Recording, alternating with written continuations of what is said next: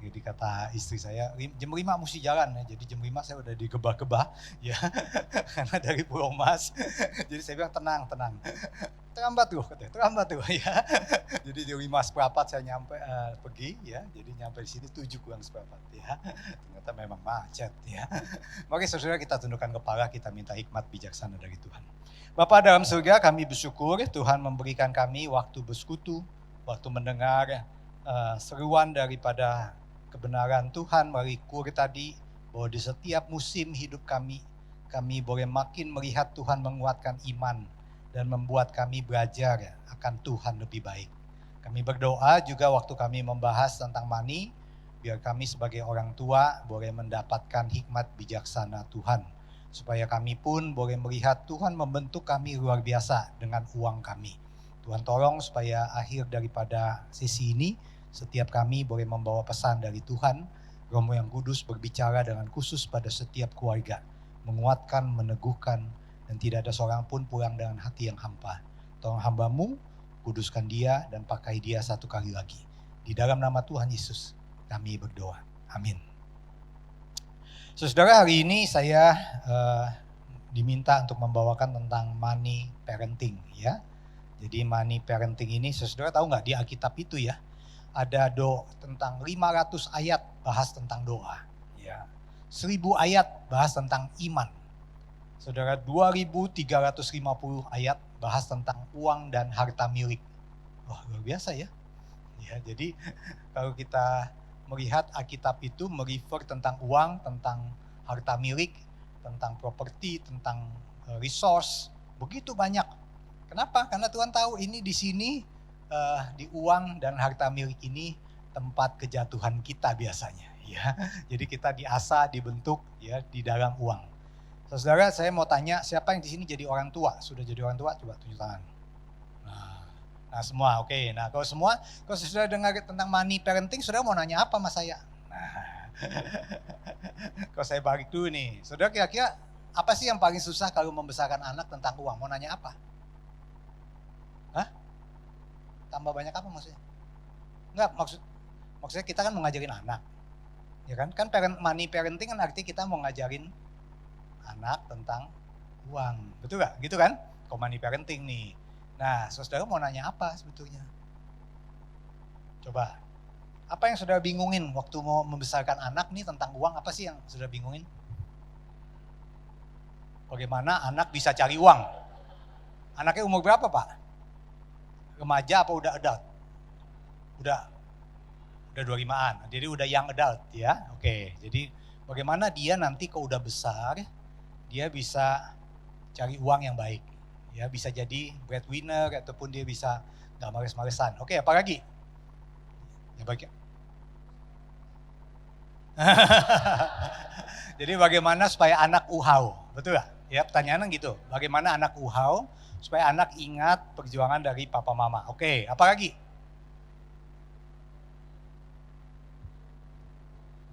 Ya, dari umur berapa anak itu boleh pegang uang, atau dengan kata lain umur berapa cocoknya dikasih uang jajan, misalkan gitu, ya, misalkan gitu kan, ya atau tentang itu apa lagi?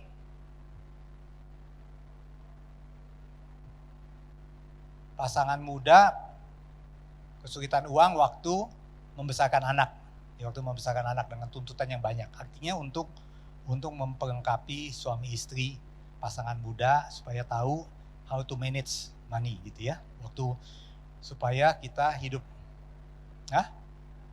tidak ada yang di manage, oke. Atau supaya hidupnya pas-pasan, ya kan? Pas mau ke Singapura ada duit, ya kan? Pas mau belanja. Apalagi saudara? Ada lagi? Bagaimana? Ya, oke. Ya, jadi bagaimana bijaksana menggunakan uang, ya. Terima kasih masukan-masukannya saudara. Saya ini pembimbing kelompok kecil ya. Jadi sampai saat ini saya itu hidup dari kelompok kecil. Dari umur 13 tahun saya dibesarkan dengan kelompok kecil. Sampai udah tua begini, saya masih punya kelompok kecil. Nah, kelompok kecil yang saya punya, yang pegang setiap Jumat 2 minggu sekali saya bimbing kelompok kecil untuk adult kids namanya. Nah, di Sahabat Kristus di Unike kami punya bina iman anak-anak kan. Jadi ada 170-an keluarga bina iman anak yang kami bina, jadi ada kurang lebih 200-an anak, kemudian ada 100-an anak remaja dengan orang tuanya kita bina. Nah saya kebagian orang tua remaja yang terakhir ya, yang udah SMA sampai mahasiswa. Nah itu saya biasanya bina mereka, orang tuanya. Jadi saya membina itu dan salah satu bahan saya yaitu tentang money management ini ya. Jadi money management. Jadi bagaimana young adult kita besarkan. Nah, saudara saya tanya mereka juga ya, waktu itu saya tanya apa sih isu-isu seputar uang atau mengatur uang untuk anak dan remaja. Ini sebetulnya untuk konteks remaja ya. Jadi mereka bilang sikap. Bagaimana ya supaya ngajarin anak punya sikap paradigma untuk pemakaian uang itu dengan baik. Jadi banyak anak saya itu boros ya. Jadi belum biasa memberi barang dan dia belum mengerti nilai uang, dia belum bisa pakai kartu kredit, ya kan? Nah, jadi kayaknya begitu situasinya. Terus bagaimana mengarahkan anak untuk ngatur uangnya sendiri untuk masa depan, katanya. Dan juga pertanyaannya bagaimana orang tua bisa ngatur uang tadi, pertanyaan Bapak waktu masanya masuk STK, masuk SD, masuk SMP, masuk SMA, ada uangnya sudah disiapkan. Gimana tuh caranya nabungnya ya? Nah, itu kurang lebih yang ditanya sama saya waktu itu. Kemudian prinsip firman Tuhan apa yang kita perlu tanamkan pada remaja, pada anak-anak kita sejak dia muda? Itu pertanyaannya. Terus yang kedua katanya tentang bukan hanya sikap tapi tentang budgeting. Bagaimana tadi keluar juga memanage, membudgeting. Ya kadang-kadang kita uang satu-satunya nggak pernah kita manage dengan baik. Ya, saya nggak tahu berapa dari sini yang mencatat pengeluaran uang. Coba saya mau tahu, catetin pengeluaran uang. Coba Bapak Ibu, masa nggak ada? Ada kan? Coba ya. Coba tunjuk tangan, jangan malu-malu. Nah itu 1, 2 ya. Ada beberapa orang udah catat. Kadang-kadang saudara, nanti saya akan masuk situ ya. Mencatat itu, sampai sekarang saya sibuk-sibuk juga mencatat ya. Istri saya bilang, kamu tuh aneh, kerjaannya kalau lagi santai itu bikin laporan keuangan. Nah, saya kalau lagi santai, saudara, saya key-in laporan keuangan, cek ya. Laporan apa? PLN, PAM ya. Jadi tiba-tiba saya bisa begini, saya bilang, "Nih ada yang bocor nih." Kok tahu lu nggak pernah di rumah kok tahu ada yang bocor? Ini ada yang bocor karena spike. Saya punya tagihan PAM. Jadi saya cari-cari, benar ada yang bocor ya kan? Nah, jadi dari mana? Dari laporan keuangan. Jadi saya tahu nih, wah kita nih kayaknya ada lampu yang tiba-tiba nih nyala terus atau gimana nih, kok bayar listrik mahal. Ya, terus ini belanja bulanan gimana. Nah itu saya tahu karena saya bikin laporan bulanan. Ya udah puluhan tahun saya masih bikin. Ya jadi laporan pajak saya udah keluar sendiri. Nah kalau saudara nanti saya akan ajarin sedikit ya kalau masih ada waktu. Budgeting katanya, bagaimana ngajarin anak remaja untuk bikin budget. Saya punya anak 28 tahun dan 24 tahun. Ya, jadi dua-duanya sudah dewasa juga. Satu udah menikah yang 28 tahun dan tinggalnya di Seattle, dan yang kedua tinggal di Seattle juga dan hampir menikah juga, umur 24 ya. Nah, dua-duanya waktu mau lulus SMA, mulai SMA kelas 1, kelas 2, saya suruh pegang laporan keuangan. Dengan cara apa? Semua belanjanya oma, belanjanya papa, belanjanya mama, semua dikumpulin, belanja pembantu. Nah dia saya suruh pilah-pilah, nanti saya akan ajarin saudara sedikit ya kalau kita mesti ada waktu. Nah itu tentang budgeting ya. Terus yang ketiga ada pertanyaan lagi, bagaimana nih remaja ternyata mulai tertarik berinvestasi. Saya nggak tahu remaja saudara yang adult ya. Dan bagaimana ngajarin mereka yang mana yang mesti boleh yang enggak gitu. Nah itu kurang lebih pertanyaan yang saya dapat. Nah, based on itu, saudara, saya menyusun bahan yang saya mau bawakan hari ini juga. Money parenting saya yang pertama, tips saya adalah what kids or youth to learn. Apa yang mereka perlu pelajari. Pertama, value of money, ya, tentang artinya uang. Artinya uang itu. Jadi, bagaimana artinya uang dan bagaimana uang itu pandangan orang Kristen, pandangan orang dunia gimana. Saya tertarik, saudara, waktu saya masih muda.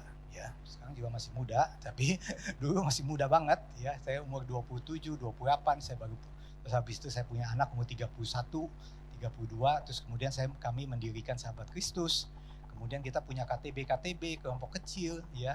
Saya punya 7, 8 pasutri tiap kali 78 pasutri ya kurang lebih yang kami bina tiap semester.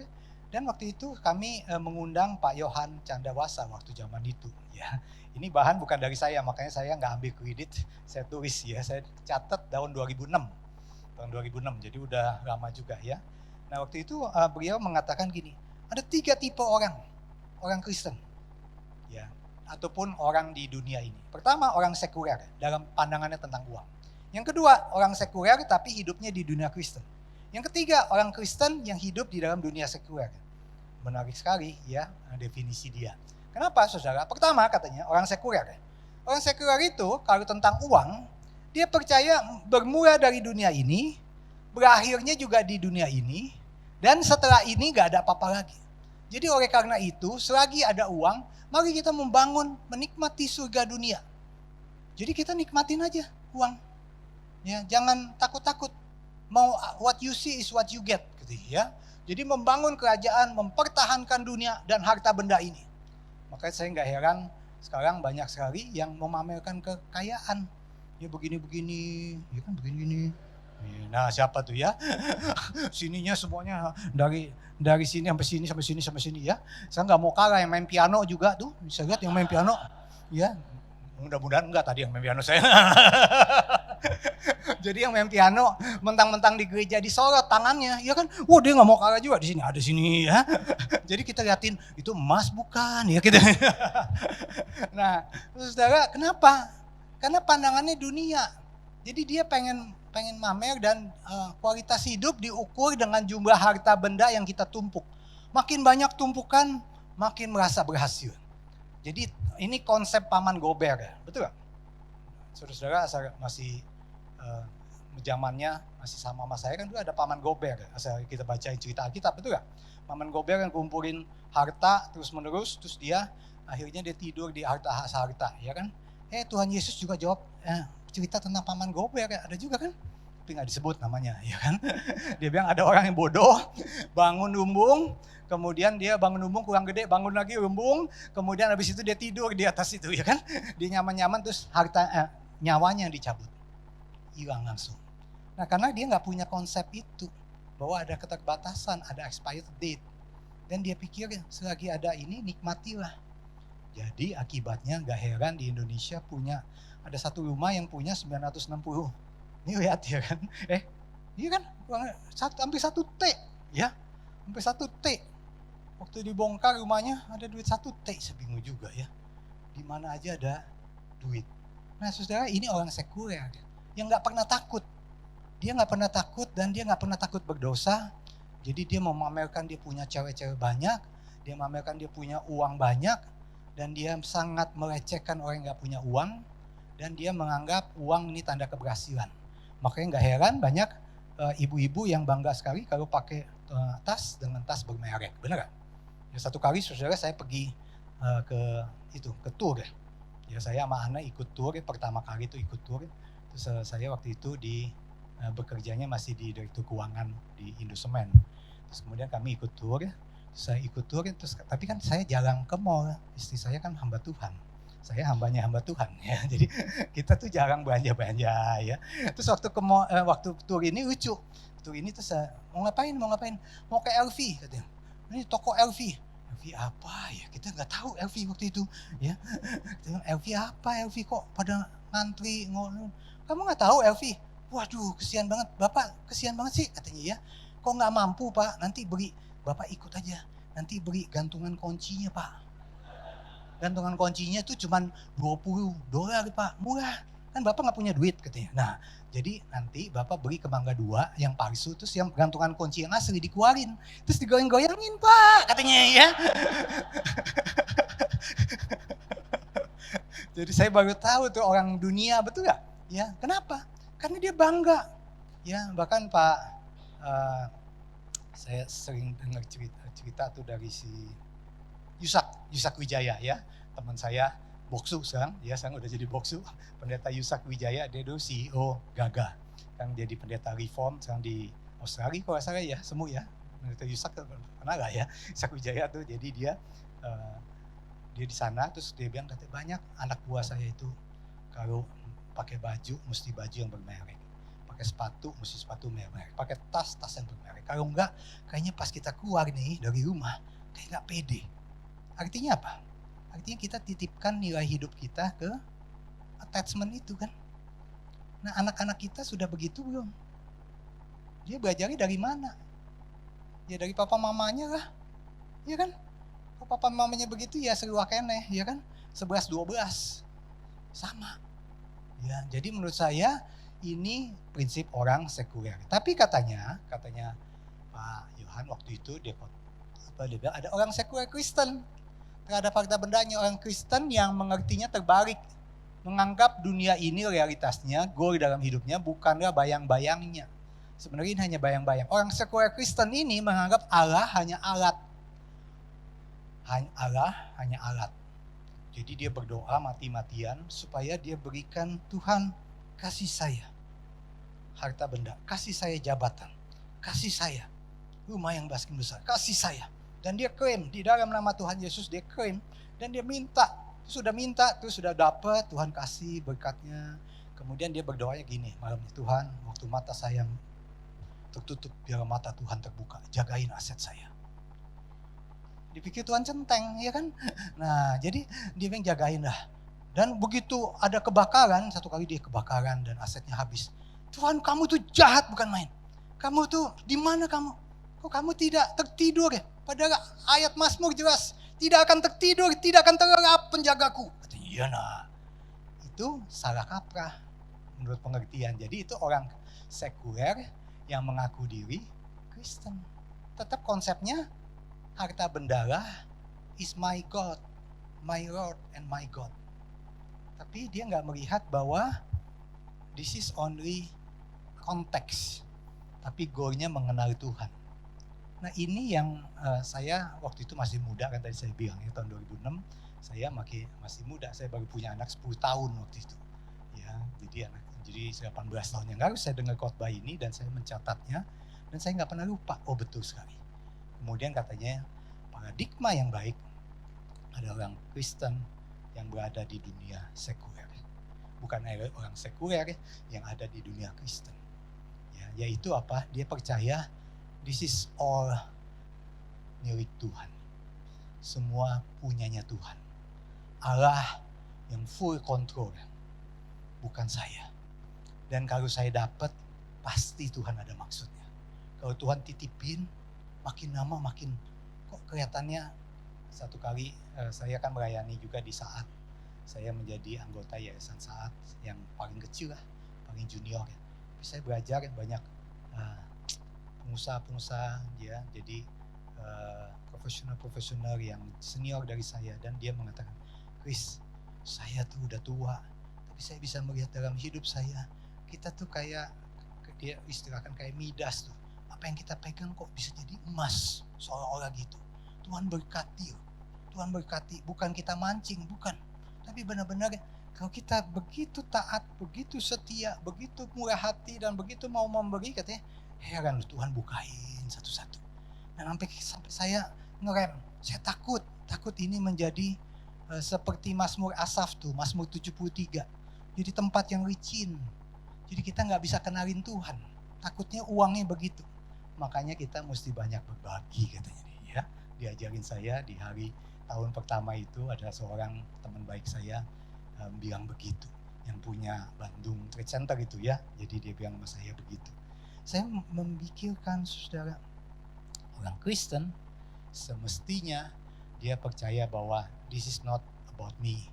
Ini semua asal ada makanan dan pakaian sebetulnya cukup. Tapi kalau Tuhan memberikan lebih, artinya Tuhan memberikan tugas untuk saya. Jadi saudara, kita mesti menyadari sepenuhnya bahwa ada dark side, ada juga light side uang itu. Uang itu katanya dalam satu buku ada dark side dan ada light side. Dark side-nya apa? Money yang bisa membuat saudara jadi gak ngomong sama koko, sama cici, sama om, sama emak. Ya kan? Kenapa? Karena merasa gak adil ya pembagian warisan. Betul gak? Ya banyak keluarga yang akhirnya terpecah karena uang. Ya, jadi uang bisa menjadi dark side, menjadi sombong, menjadi merasa hebat, menggantikan cinta Tuhan. Uang membuat kita jadi menikmati dan akhirnya begitu menikmati sampai kita berenang di dalamnya. Nah, waktu kita ngajarin anak melihat ini. Anak tuh, saudara, bukan yang diajar dari mulut saja, itu cuma 10 sampai 15% mungkin. Tapi yang caught, yang ditangkap, itu 80 sampai 85%. Jadi saudara, saya percaya apa yang saudara hidupi, anak akan contoh. Bukan saja yang diomongin, ngomongnya sih manis, tapi hidupnya enggak. Nah itu dia akan contoh bagaimana saudara tentang uang.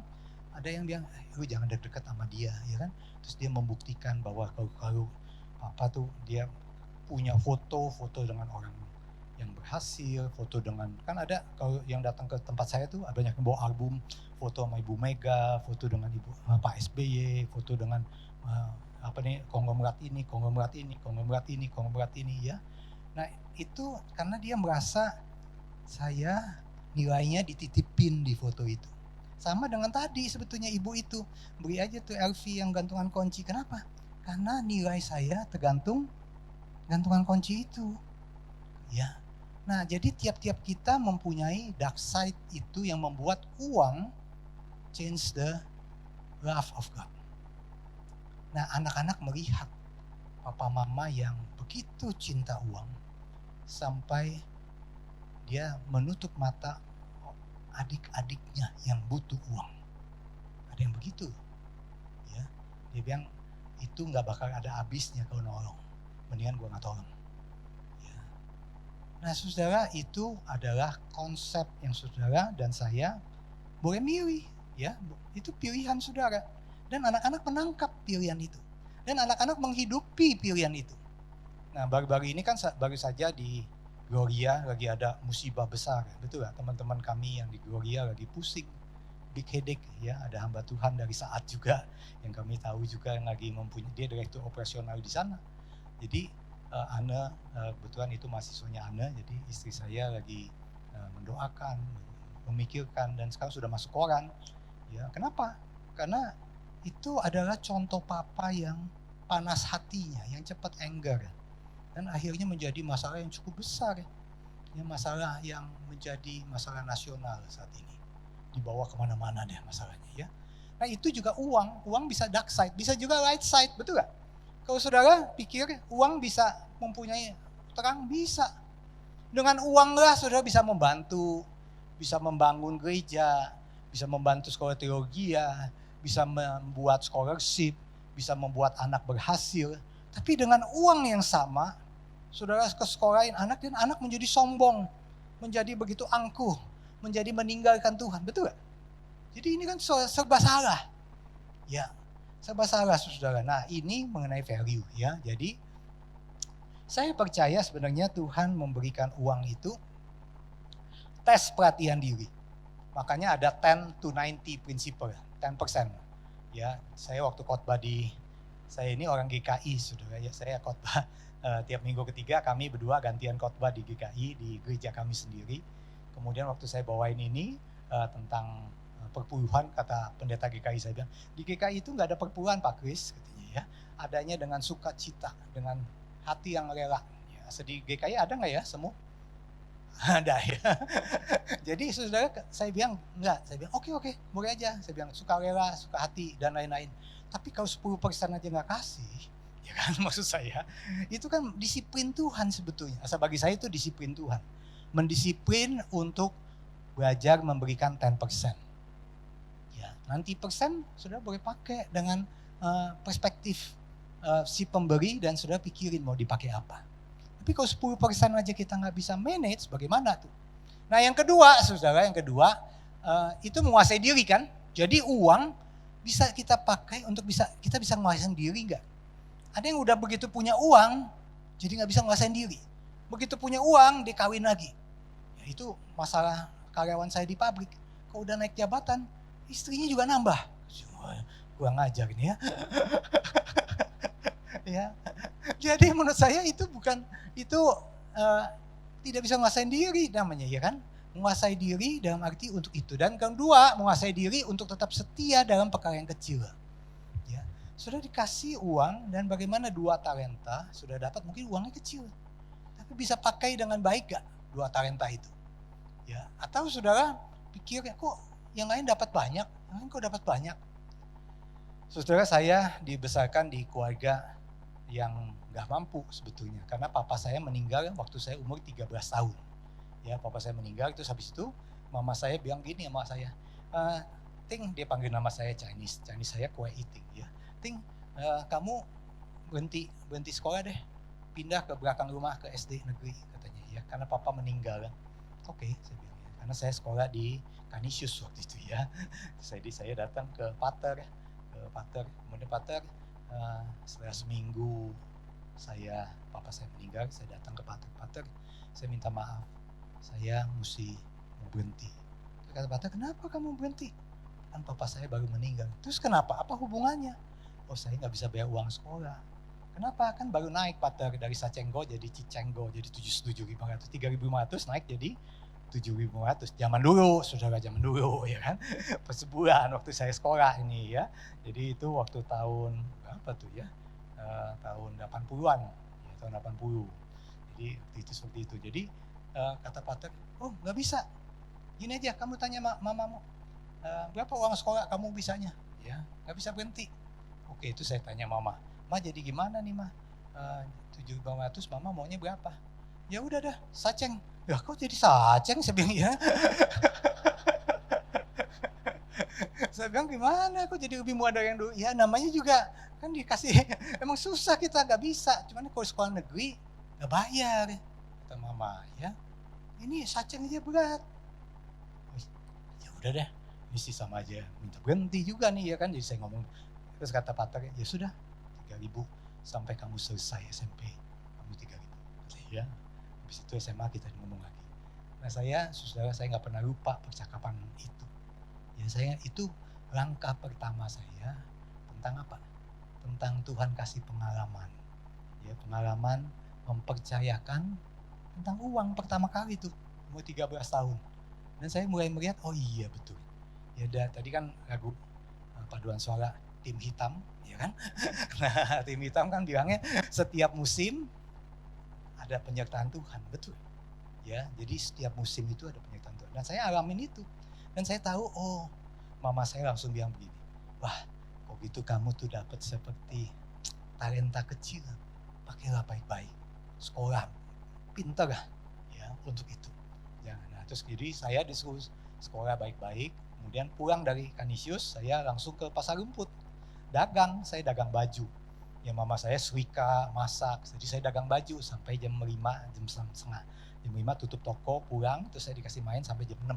Terus jam 6 pulang ke rumah, main bola biasa saya, terus kemudian bikin kancing. Saya suruh, kan zaman dulu ada kancing kain zaman dulu. Jadi saya tuh kerjaan itu. Terus jam 8 subuh aja sampai jam 11, setengah 11. Besokannya gitu. Terus saya lewat. Tentunya waktu saya lihat anak lain, kok anak lain begitu nyaman. Nggak seperti saya. Ya. Tapi saya melihat waktu itu mama saya selalu meyakinkan, kamu udah ngalamin cinta Tuhan. Ya. Ayo udah stick aja. Go for it. Saudara, itu karya Tuhan yang pertama. Jadi barang siapa setia dalam perkara yang kecil, Tuhan akan mempercayakan yang lebih besar.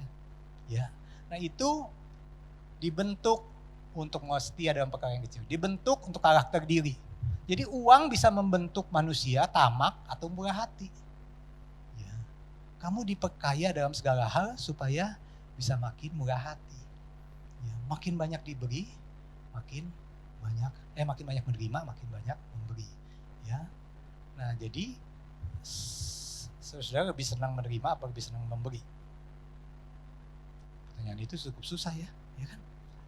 Tapi firman Tuhan banyak yang begitu sulit untuk memberi, tapi hidupnya susah.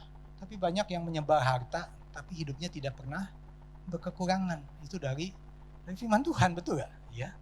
Saya pikir-pikir, iya ya. Hidup keluarga saya itu gak gampang dan waktu itu susah untuk memberi. Tapi waktu saya ketemu Anne, dia keluarga Kristen yang dari kecil Kristen, papanya udah Kristen ya. Papanya itu banyak memberi dan saya banyak belajar dari keluarga ini. saya pikir-pikir Tuhan baik membentuk saya tuh kurang memberi karena gak ada yang diberi sih, kan susah. Jadi waktu itu untuk hidup aja susah ya. Jadi saya nggak bisa belajar memberi itu. Jadi begitu punya pelit, ya begitu punya pelit karena keluarga susah. Nah tapi waktu Tuhan mempertemukan saya dengan Anne, keluarga daripada hamba Tuhan. Jadi bukan hamba Tuhan, dia papanya majelis gereja, pendiri 3 gereja, terus papanya itu punya toko mebel besar, terus dia majelis diakonia. Terus sudah majelis diakonia, dia bilang dia paling gak tahan kalau melihat orang Chinese, waktu itu dia karena gereja Chinese kan, orang Chinese kalau meninggal gak punya peti. Jadi akhirnya dia bikinin peti, karena dia majelis diakonia, dia bikinin peti, dia stok peti. Kemudian udah stok peti, jadi tiap kali sampai dia tua, dia punya stok peti di rumahnya. Dan akhirnya dia bikin yayasan Tabita. Ya, Tabita itu papanya Anne yang diriin. Ya, jadi papanya Anne serahkan pada GKI. Nah, jadi itu waktu saya melihat dia tuh luar biasa. Sampai dia mau meninggal pun di gudangnya ada berapa umur. Jadi dia tinggal di Kosambi, di Teluk Naga tuh, Jampang tuh. Ya, jadi yang jagoan-jagoan semua baik sama dia. Kenapa? Kalau ada yang meninggal semua datang ketok. Jam 2 pagi dia ketok, om. Terus dia langsung begini buka pintu. Umur berapa anaknya? Katanya. Nih pintu gudang cari katanya, dia udah tahu pasti minta peti ya. Jadi orang-orang Chinese tuh ya, Hitachi hitam tapi Chinese kan. Jadi pada minta peti, jadi dia udah siapin peti ya. Dan waktu dia meninggal yang menarik, dia bilang sama saya, nanti kamu duduk sebelah kanan, nanti kamu jangan menangis, lihat ayat. Dia pesen peti khusus untuk dia, kan dia pendirinya ya. Dipesan khusus. Nah saudara, saya melihat Tuhan membentuk tiap orang ya untuk belajar memberi. Bisa salah ya, salah perspektif membuat anak menjadi misorientation ya, yang penting jadi nggak penting, yang nggak penting jadi penting. Jadi money parenting yang selain itu, saudara, hati-hati dengan budaya nggak pernah puas. Hati-hati saudara ya, waktu besarkan anak. Firman Tuhan sebetulnya udah kasih batasan, Keluaran 20 itu, jangan menginginkan rumah sesamamu, jangan mengingini istrinya, hambanya laki-laki, hambanya perempuan, atau lembunya, atau keledainya, atau apa yang dipunyai sesamamu. Ya jangan tamak. Tapi kita mesti latih anak-anak bukan seperti Ananias Safira ya, yang membohongi Tuhan, yang bukan tipe Yudas yang mengkhianati Tuhan. Tapi tipe Sakeus mungkin yang dia nggak sempurna tetap ya, anak-anak kita nggak sempurna, tapi begitu dia ada momen, dia tahu dia ketemu Tuhan dan dia mau mempersembahkan itu untuk Tuhan ya. Dia berkelimpahan, nggak ada salahnya berkelimpahan ya. Jadi jangan, don't misunderstand me, nggak ada salahnya berkelimpahan, nggak ada salahnya Tuhan kasih kepercayaan uang, tetapi dengan kepercayaan itu bisa nggak kita memakai itu menjadi satu, bisa berbuah lebat, dan makin lama makin banyak orang yang tinggal bersama-sama pohon kita ya. Saudara, money parenting yang kedua, jadi yang pertama tadi tentang nilai ya, nilai apa tuh? Nah ini yang kedua, ini tentang kayaknya terlalu cepat. Nah saudara, ini money parenting yang tidak pernah puas. Nah tapi hati-hati juga, saya taruh skip ini, saudara mungkin udah pernah dapet ya somewhere. Adversity Quotient, saya senang baca bukunya Paul Stotz ya. Bu Ati juga pernah bawakan ini di tempat kami. Jadi dia bilang katanya hati-hati, jangan juga terlalu cepat puas, ya kan? Ya, jadi yang tadi kan tidak pernah puas, betul gak? Gak pernah puas, itu juga bahaya. Tapi jangan juga terlalu cepat puas, ya. Jadi ada anak-anak tertentu dalam bekerja, berusaha, kadang-kadang dia menjadi the quitter. Baru nyoba dikit, susah, kemudian dia langsung quit. Jadi coba lagi, susah, dan dia quit. Quit, berhenti. Coba lagi, susah, berhenti. Anak-anak sekarang punya mentality yang menurut saya gak gitu tough, gampang berhenti. Kenapa? Karena main game. Kalau main game itu kalau udah mau kalah, dia ngapain? Dia pencet reset lagi ya kan. Tapi dalam hidup kan gak mungkin restart, bener gak? Ya, nggak bisa di restart. Saya sekarang kan punya karyawan 5 ribuan lah ya. Jadi 5 ribuan ini waktu saya karyawan yang muda-muda, saya selalu ingetin, hati-hati. Ya, ini the real world. You cannot do the mistake like that gitu ya. Anak saya satu kali dia make a big mistake. Big mistake-nya apa? Dia telepon saya, Pak cilaka 12. Kenapa? Ya dia baru ngajak pacarnya keluar, terus dia pakai jas, terus dia taruh kuncinya di bukan jas, dia pakai apa tuh? Baju dingin. Dia taruh kuncinya di jaket. Padahal saya udah ingetin dia jangan taruh kunci mobil di jaket. Apa daya habis dia nonton jaketnya sama main lain. Jadi dipakai orang lain. Jadi dia berduaan di tempat konser. Udah pada pulang semua ya. Dia kuncinya ke bawah orang. Orangnya yang mana dia nggak tahu yang pakai jaket sama. Dan dia telepon saya. Telepon saya ya malah. Jadi pagi-pagi subuh dia telepon saya. Kenapa nih Pak Cilaka? Papa udah ngajarin nggak boleh taruh kunci di jaket, tapi Timi taruh. Sekarang hilang. Hilang gimana hilang? Saya bilang, jaketnya ada yang ngambil Pak. Kok bisa? Ada yang sama Timi percis. Itu siapa? Nggak tahu. Nah jadi gimana saya bilang ya. Nah saudara, anak-anak itu mesti dilatih jangan cepet-cepet quit. Ya, jadi kadang-kadang anak gampang quit. Terus saya bilang, Tim tenang. Jangan cepet quit. Gimana nih? Jangan cepet quit. Coba pikirin solusinya apa. Ya, coba opsinya apa? 1, 2, 3. Nah saudara, di dalam hari tertentu anak-anak itu kadang-kadang cepat quit. Tapi ada juga yang campers. Campers itu apa? Cepat puas. Dia baru naik dikit, baru setengah, terus dia itu udah indah di situ. Dia buka camping, tenda. Kemudian dia camping, terus dia nggak mau naik lagi. Banyak kan anak yang begitu. Jadi dia nggak menjadi the best version of you, gitu ya. Jadi dia udah cukup Pak, udah cukup. Jangan ngotot Pak, tenang, udah cukup. Nah saudara, kita juga hati-hati nih ngajar ya. Jadi itu adversity quotient menurut saya itu salah satu yang bagus. Atau mesti kita jadi the climbers. Tapi the climbers itu jangan sampai juga nggak jadi climbersnya sampai nggak nggak pernah puas. Dia climb terus sampai istrinya dia udah yang adult, udah menikah, istrinya dicuekin, ya papa mamanya dicuekin tadi.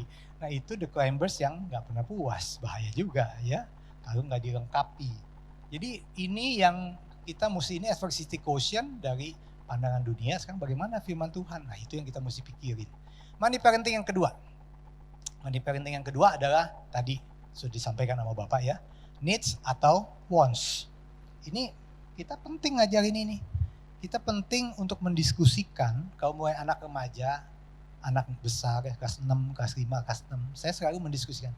Ini kebutuhan atau keinginan. Ya.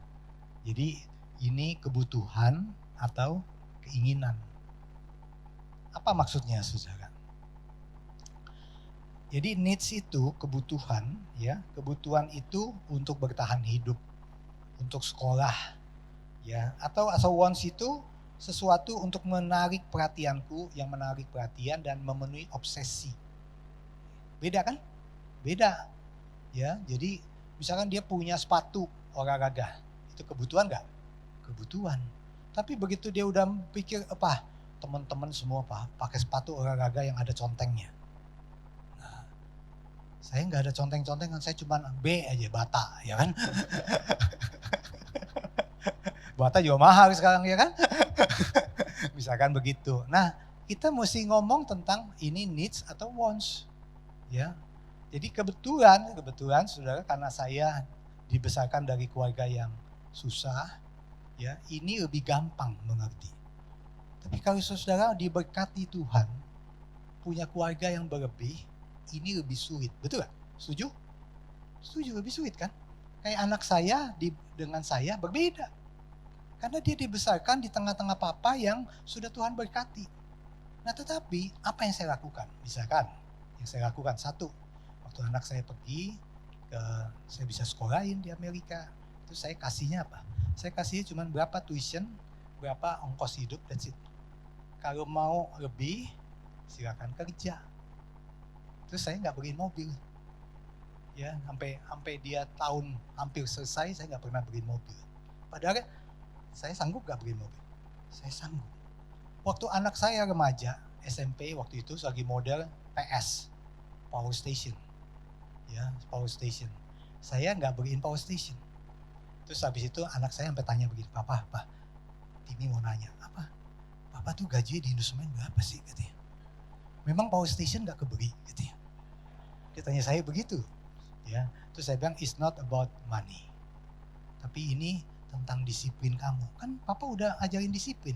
Anak saya itu saya ajarin disiplin, tiap hari nonton cuman boleh sejam, main komputer sama nonton cuman boleh sejam pokoknya. Nah dia ngabsen, jadi kayak kalau kita ke mall itu kan ada check in, ada check out kan, yang itu tukang bersihin WC, ya kan? Nah jadi saya tulis di situ. Jadi dia kalau main jam berapa, terus selesai main jam berapa, nonton jam berapa, selesai nonton jam berapa. Nah apa daya, saya punya dedeknya yang tukang mau main juga kan. Jadi dia bilang, Pak ini toko tukang bohong. Kenapa bohong? Mainnya gak sejam Pak, bohong itu semua bohong Pak, bohong katanya ya. Kenapa? Dia harus nungguin sampai bosen Pak. Nah jadi saya tahu ya kan, ada agen rahasia saya ya kan.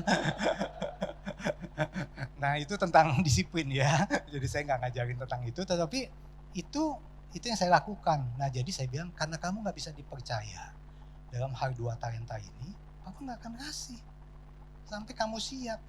That's it. Itu kan kita aturannya gitu. Ya, sampai satu kali dia dapat uang angpau dari itu, dia beli sendiri Game Boy ya. Dia beli Game Boy yang bagusan. Ya, jadi itu boleh-boleh aja, saya bilang itu kan uang kamu. Ya kalau dia mau kerja mau apa. Nah saudara, kadang-kadang ini disalah ngertikan ya, disalah ngertikan. Ada orang tua yang baru sharing sama saya, wah saya salah beliin anak mobil yang terlalu bagus dan akhirnya tabrakan. Ya, tabrakan di luar negeri. Dan itu membuat susah hati, betul.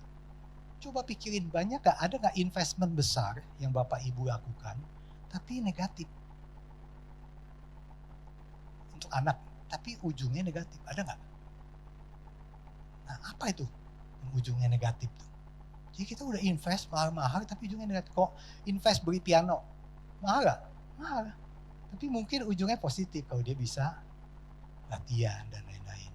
Tapi ada juga yang dia invest beli mobil BMW, misalnya beli mobil Mercy. Padahal is this necessary gitu kan? Untuk begitu tinggi cc-nya. Ya. Nah menurut saya itu pilihan.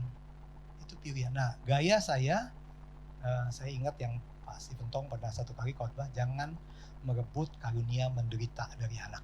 Ya, saya pikir-pikir betul juga nih ya.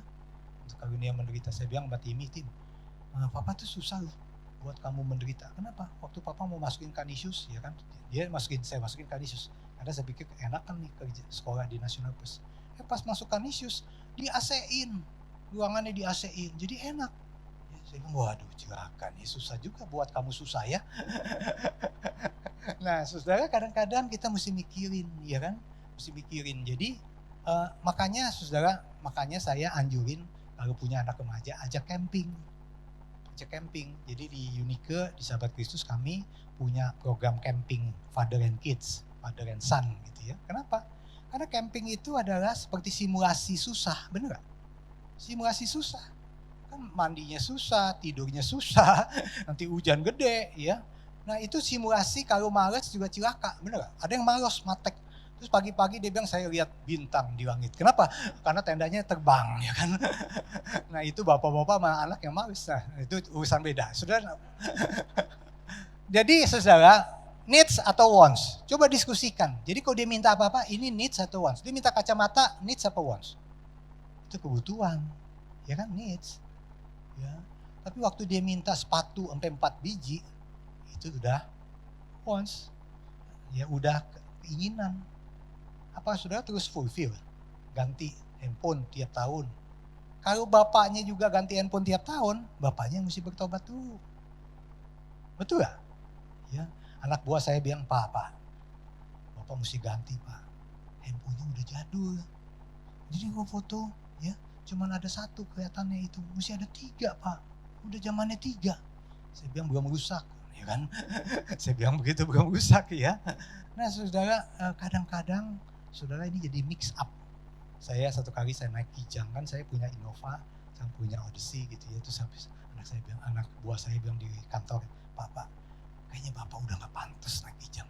Kata siapa? Saya bilang, ya naik Kijang sama aja, naik Innova, naik Honda ya. Nah saudara itu pilihan, betul gak? Saudara mesti punya pilihan. Nah jadi jangan sampai saudara sendiri belum begitu, katanya a sign of great maturity. Willing to delay something for greater cause or outcome is a sign of greater maturity. Kalau anak saudara bisa mendelay, ya itu udah maturity. Ya, anak saya sama sekarang udah, saya beliin si Arfi sejak dia lulus, terusnya sampai sekarang udah kawin, udah beberapa tahun. Saya bilang, Tim, kayaknya udah 6-7 tahun kamu udah kerja, udah dapet duit, kayaknya kamu udah boleh beli. Belum Pak, kilometernya dikit, tenang aja ya. Jadi belum waktunya ganti. Saya pikir-pikir, oh ini like father like son, ya kan. Jadi saudara-saudara kalau mau membesarkan anak, mau belajar, ya belajar dari diri saudara sendiri, ya kan. Willing to delay something, ya walaupun dia bisa. Waiting something is human nature, tapi insisting is a sign of immaturity. Jadi kalau anak-anak udah insist, udah marah-marah, udah banting-banting, udah tendang-tendang, nah itu ada hatinya belum siap. You have to deal ya. Kalau enggak dia jadi bahaya loh. Ya, nah bagi saya itu penting. Apa yang membuat saya khawatir sebenarnya? Apa yang saya nggak punya? Apa yang saya perlu punya? Apa yang saya ingin punya? Apa yang saya punya tapi takut hilang? Apa yang saya punya terlalu banyak jadi bingung ngaturnya, betul gak? Ya itu lucunya gitu kan, kok punya harta ya. Gak punya khawatir, punya banyak khawatir. Ya. Jadi ini gak pernah habis. Nah saudara, jadi financial hacks itu maksudnya ajaran untuk youth, untuk anak-anak remaja kita, cut the wants, stick to your needs. Nah ini seperti video ini nih ya. Coba videonya dihidupin Pak sambil saya ngomong tuh, bisa. Nah, jadi kita mesti bertempur dengan diri sendiri. Jangan gak pernah merasa puas seperti monyet ini.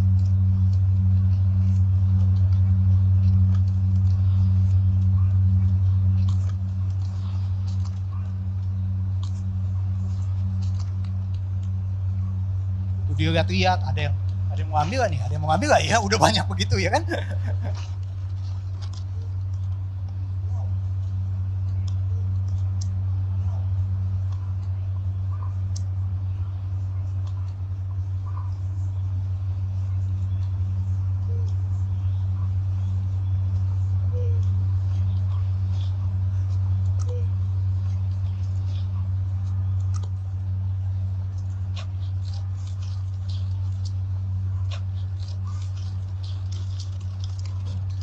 Oh saudara ya.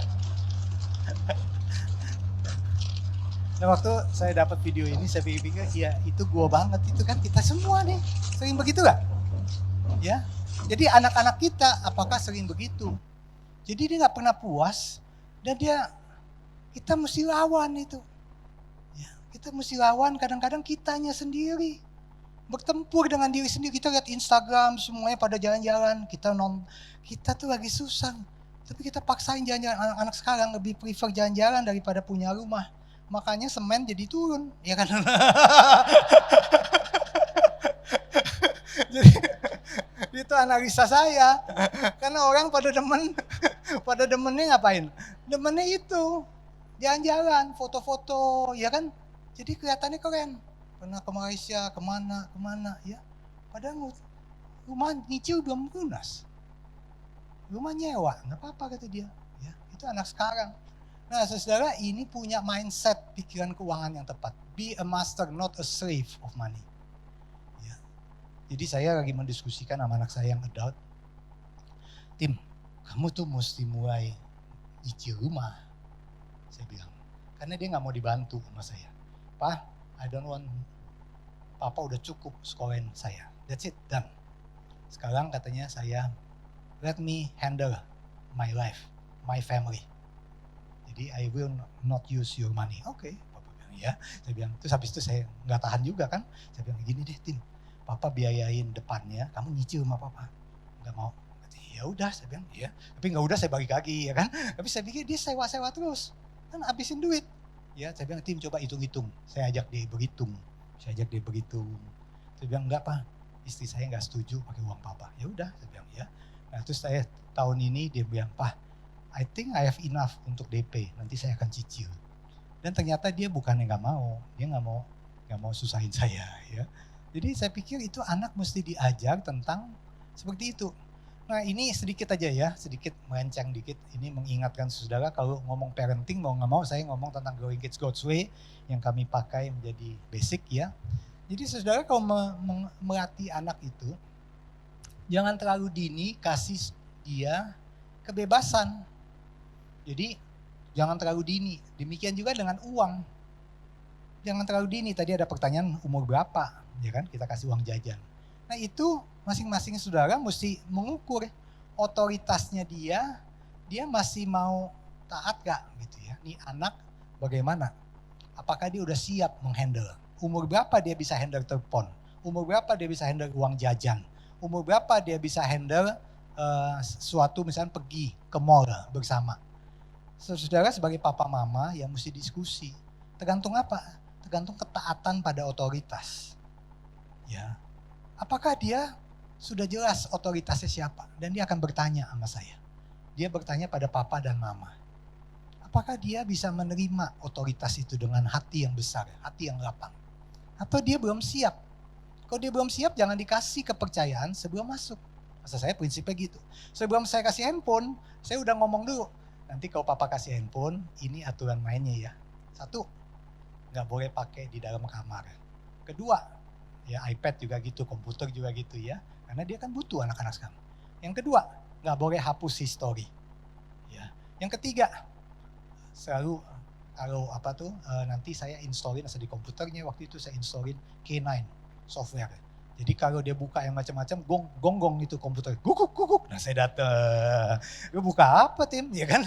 Nah itu otoritas dan dia yang amazing bagi saya sampai dia masuk, dia sekolah di Wheaton waktu itu, dia sekolah di Wheaton, anak saya si Timmy, terus dia installin di komputernya itu.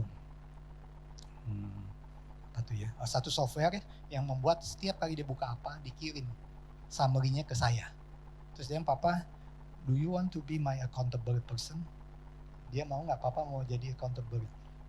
Orang yang lihat apa yang saya lihat. Papa orang yang tahu apa yang saya masukin. Karena saya butuh dibantu. Ya, saya pikir saya bisa masuk ke pornografi dengan gampang. Nah itu masalah otoritas. Nah waktu anak-anak udah terus otoritas turun, kalau dia udah anak umur 20-an, gak bisa kita pakai otoritas, betul gak? Setuju Pak? Ya kalau udah umur 25, gak bisa lagi seperti otoritas. Lu kalau gak mau gue cabut ini, gak bisa. They will not become your friend, betul gak? Dia kabur, betul ya.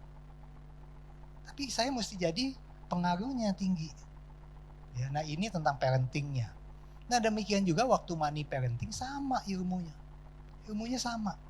Jadi waktu uang jajan saya pengen tahu juga nih anak bisa bagaimana. Anak saya dua-duanya beda tipenya. Yang pertama tipenya begini, kalau saya kasih uang misalkan dia study tour ya, saya kasih duit 100.000. Terus nanti pulang 75.000. Pak tadi saya cuma belanja, beli teh botol sama beli snack. Ini uang sisanya.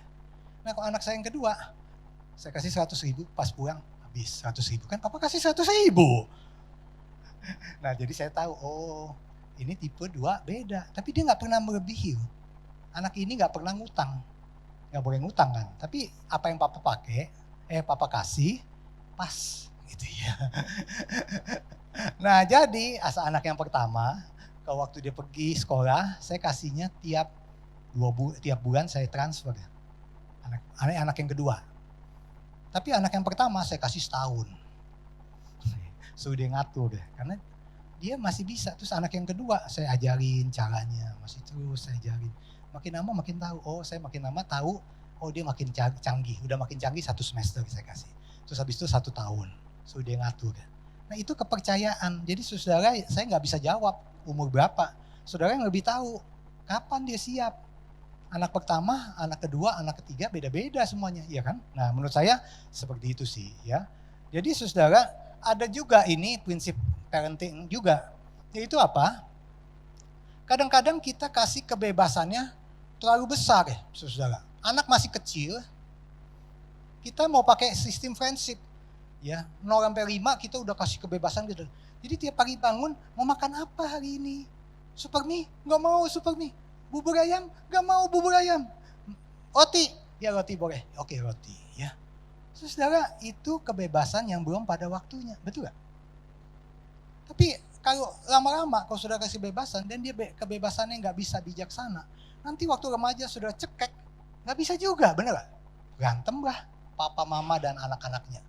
Nah itu prinsip parenting. Demikian juga money. Kalau maninya sudah cepet-cepet kasih uang jajan waktu dia belum siap memilih, itu salah papa mama. Dia belum siap memilih dengan bijak, belum siap memakai uang dengan bijak, sudah kasih dia uang untuk dia belanja-belanja, itu salah. Mendingan bawain bekal, betul gak? Ya, saya bawain bekal misalkan anak saya sampai SD selesai. SMP waktu itu baru dia suruh belanja di kantin. Tapi saya bawain bekal juga. Terus saya kasih uang jajan 1 minggu, terus dia mesti pilih, nggak boleh jajan tiap hari. Mau jajan hari apa terserah. Nah, saya latih. Terus habis itu suruh dia bikin laporan apa yang dia belanjain. Nanti saya lihat, oh dia belanjainnya ini, dia belanjainnya ini, dia belanjain ini. Saya analisa, oh ini dia udah cukup belum punya kebebasan. Nah itu adalah cara parenting saudara. Jangan saudara pakai, kalau saudara belum mendisiplin anak, saudara belum training anak, tapi saudara kasih kebebasan, itu terlalu cepat menurut saya.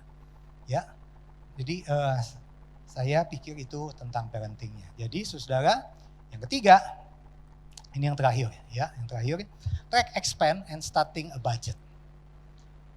Saudara, kalau saudara mau punya uang, tadi ada yang bilang tujuannya mau punya uang lebih banyak. Anak-anak bisa ngatur uang lebih banyak. Mulailah budgeting. Bagaimana mulai budgeting? Kalau saudara, mesti mulai dari saudara sendiri. Pertama dengan apa? Catat. Coba belajar mencatat deh. Belajar catat semua expense, semua pengeluaran, catat. Ya, catat. Nah nanti saudara, jadi money parenting itu catat semua pengeluaran. Ya. Jadi step pertama, catat semua pengeluaran. Enggak usah susah-susah lah, catat. Habis itu mulai tentukan budget di pengeluaran. Habis catat, saudara pilah-pilah ini bagian mana. Kemudian tentukan budget. Terus tentukan goal, terus tentukan baru bisa investasi atau nabung. Gimana caranya? Nah, saya punya, nah ini dia, ya ini sederhana. Ini yang paling sederhana saya pikir dari salah satu anggota KTB saya bikinin ini untuk saya. Jadi pemasukan, sudah catat cash in, cash out tuh, jadi September, Oktober kan udah lewat. Nah sudah catat. Terus pengeluaran, jadi catetin biaya utilities, biaya listrik, biaya PAM, biaya akomodasi, sewa, KPR, ya. Terus biaya supermarket, makanan, biaya uang sekolah, biaya transportasi, bensin, servis, biaya lisensi, SNK, PBB, asuransi, dan lain-lain biaya asuransinya, asuransi kesehatan gitu ya tentunya kalau ada. Terus biaya medical, biaya dokter, obat. Nah itu saya sebut kebutuhan primer. Tapi kalau asuransi untuk masa tua, asuransi jiwa untuk nanti, itu bukan primer menurut saya. Kalau saudara masih susah, jangan masuk asuransi. Maaf tukang-tukang asuransi, ya kan. Menurut saya kalau sudah kebutuhan primernya untuk makan aja susah, saudara mesti pikirin asuransi, menurut saya itu nggak bijak. Tapi kalau saudara sudah memenuhi kebutuhan primer, kecuali asuransi kesehatan. Asuransi kesehatan ya boleh lah, ya kan. Kalau saudara ditanggung sama kantor, buka usaha sendiri, saudara bayar asuransi BPJS, oke lah. Ya itu penting. Nah itu kebutuhan primer, ini adalah needs. Nah kemudian beri aset, beri apa tuh? Ya beri sepeda, beri apa ya. Terus beri handphone, entertainment, makan, Gojek, Gokar, GoFood, GrabFood. Itu yang paling cilaka. Coba deh kalau sudah catat, itu paling gede. Nah nanti kalau sudah catat semuanya, ulang tahun, waduh di Indonesia itu paling cilaka ulang tahun. Ulang tahun lagi, yang ini ulang tahun, ya kan? Entah anak kita mau ulang tahun, entah ya engkong kita ulang tahun, entah emak kita ulang tahun, entah cucu kita ulang tahun, entah repot kan di sini, ya kondangan mulu, ya kan? Nah baru kenal dikit udah diundang kita, ya. Nah itu paling cilaka. Nah jadi pengeluarannya berapa? Nah kemudian total pengeluaran berapa? Nah A minus B minus gak? Ya kan? Nah sudah mesti catat, tahu nggak? Positifnya berapa? Tahu nggak? Ya. Nah, menurut saya ini yang saudara mesti lakukan. Catat. Dan tentunya ada persembahan 10% itu saudara bisa komit gak? Nah, ini yang saudara mesti mencatat ini. Nah, nanti kalau udah mencatat, baru saudara bikin budget berdasarkan yang sudah dicatat.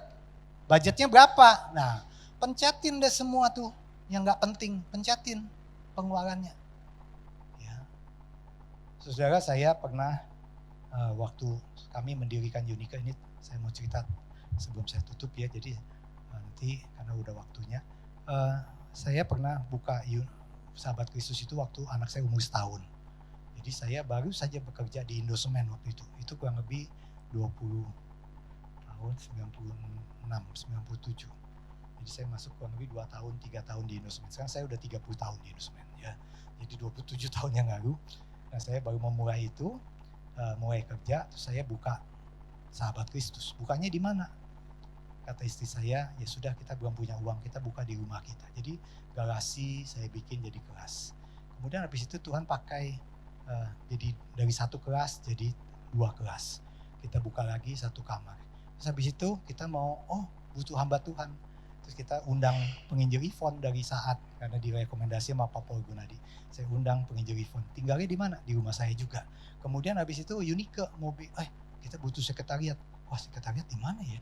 Udah di rumah saya juga akhirnya sudah. Jadi semua masuk ke rumah saya. Terus masuk ke rumah saya akhirnya bikin amplop sama istri saya. Dan yang saya babat habis apa? Makan di luar. Gak pernah makan bakmi, gak pernah apa. Jadi selama 2 tahun, 3 tahun gak pernah makan di luar. Sungguh-sungguh saudara. Kenapa? Karena kok gak cukup.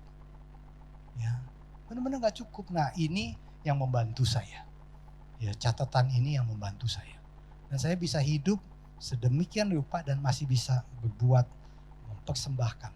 Dan saya percaya Tuhan gak pernah berhutang. Amin, saudara, gak pernah berhutang loh. Ya, Tuhan kasih terus sampai makanya saya pikir ya betul ya, amazing saudara. Nah, mau gak saudara mulainya dari mana? Catat ya. Nanti kalau saudara catat, saudara akan lihat, yang gede tuh pengeluaran saya yang ini. Sudah tahu gak pengeluaran yang gede? Yang mana yang gede? Mungkin handphone saya saja, mungkin pulsa, wifi mungkin itu. Tapi itu jadi kebutuhan primer mungkin bagi sebagian saudara, benar gak? Mungkin sebagian. Nanti saudara akan diskusi sama istri, sama suami. Ini kebutuhan primer bukan? Ini apa keinginan ya? Yang mana yang kita cekek, yang mana kita cut? Ya. Nah, saudara, saya percaya dengan melakukan ini dengan bijak, saudara baru bisa melihat Tuhan, cinta Tuhan itu besar. Sistem amplop boleh, sistem mau pakai apps boleh. Anak saya kasih itu, saya suruh amplopin, dia catat di Excel, terus kata dia, papa kuno, dia pakai apps kan. Ya, dia pakai apps, wallet, mint, spending, ya sekarang ada hamba Tuhan yang lain, beruang cerdas dia bikin. Terus baru nanti sudah bisa ngomong investasi. Baru nanti bisa investasi. Ya, hari ini saya nggak membahas investasi karena waktu, tapi saudara coba bikin budget. Kalau bikin budget nanti pasti ada lebih. Pasti bisa membuat sesuatu yang untuk kemuliaan Tuhan, pastilah. Ya, percaya saya. Saudara mesti bertanggung jawab untuk itu. Jadi saya hari ini nggak membahas ini. Sebagai closing, saudara, Dave Ramsey, ini buku yang saya pakai juga. Winning at the money is 80% about behavior. 80% adalah sikap. 20% baru pengetahuan. Sebenarnya bukan tentang pengetahuan, tapi tentang sikap. Ya, jadi in most problem, 90% of solving the issue is to acknowledge, to admit that there is actually is a problem. Jadi 90% ya dari situ, kalau saudara mulai catat, saudara baru tahu, ini problem nih. Problem saya itu lapar mata. Saya itu banyak obsesi, keinginan, banyak belanja yang gak kepuguan. Sehingga itu membuat baju sampai gak muat lemarinya, beri lagi lemari, ya kan? Ya. Nah, jadi itu yang membuat hidup kita susah, ya. Bisa nggak kita ajarin anak bukan untuk cari uang yang banyak, bukan untuk supaya dia jadi orang kaya, orang berhasil, itu imbuhnya.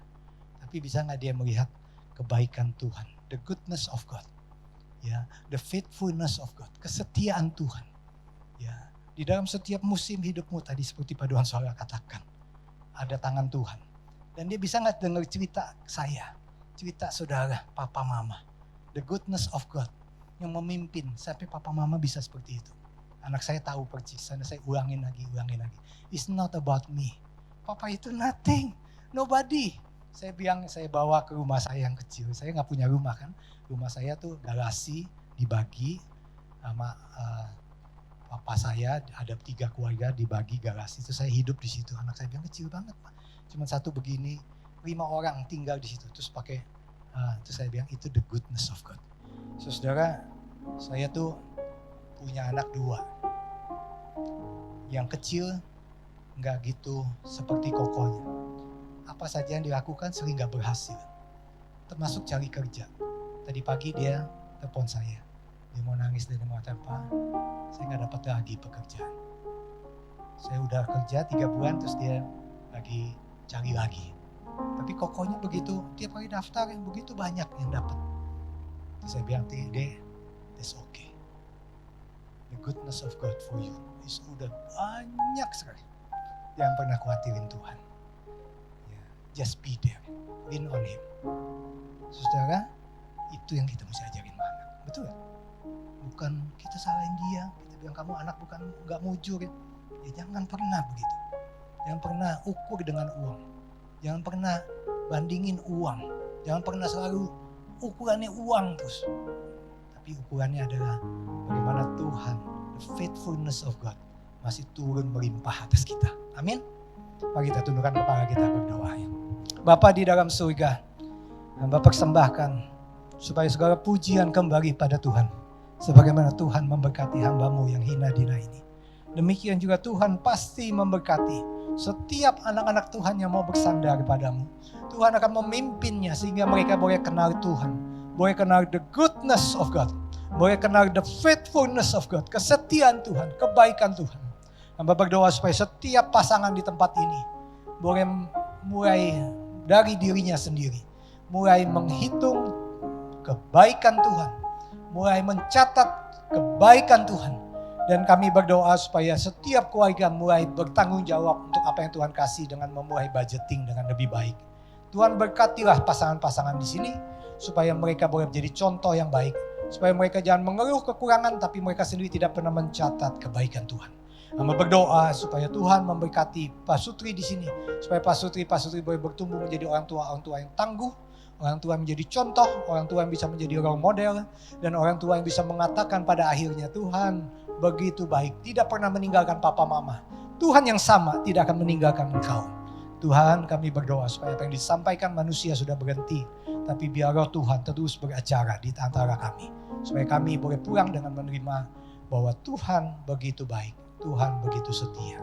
Dalam nama Yesus kami berdoa. Amin.